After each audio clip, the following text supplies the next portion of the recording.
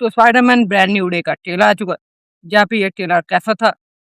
तो मज़ेदार। अब यहीं पे ये जो ट्रेलर था उसको देखने के बाद ये जो मूवी है उसका कहानी क्या हो सकता है, इसके बारे में बात करने जाए, तो कहानी कुछ ऐसा होगा कि पिछले मूवी के बाद जो स्पाइडरमैन है, वो तो अपने लाइफ में बहुत कुछ कर रहा है बट जो पीटर पार्कर है, उसका ज़िंदगी झंड होकर पड़ा है क्योंकि पहले तो सब भूल चुके हैं कि पीटर पार्कर ही स्पाइडरमैन है। तो इसी वजह से उसका जो गर्लफ्रेंड था, अब वो उसके साथ नहीं है।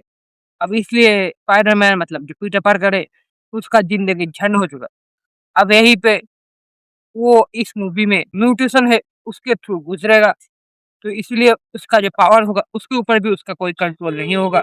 अब यहीं पे जो न्यूयॉर्क सिटी है, इस सिटी में एक विलेन घूम रहा है, जिसके पास पावर है लोगों को कंट्रोल करने का, लोगों का बॉडी हॉक करने का। अब यहीं पे स्पाइडरमैन इससे तो लड़ेगा, बट अपना जो मैंने कहा कि खुद के ज़िंदगी के लगे पड़े हैं क्योंकि म्यूटेशन के थ्रू वो गुज़र रहा है, वो अपने बॉडी को कंट्रोल नहीं कर पा रहा। तो इसलिए उस चीज़ का भी वो सॉल्यूशन ढूँढेगा। अब इसी वजह से वो पहुँचेगा ब्रूस बैनर के पास, क्योंकि ऑब्वियस सी बात है वही हल्क है, तो उसको पता होना चाहिए। अब यहीं पे जो विलेन है वो क्या करेगा, वो ब्रूस बैनर को हल्क में कन्वर्ट करेगा और फिर जो स्पाइडरमैन है उसके पीछे हाथ धोकर पड़ेगा। अब यहीं पे जो ये विलेन है, उसको भी पता है कि जो स्पाइडरमैन है वही पीटर पार्कर है, अब कैसे वो तो मूवी देखकर ही पता चलेगा। तो इसलिए वो एमजे के पीछे भी हाथ धोकर पड़ेगा।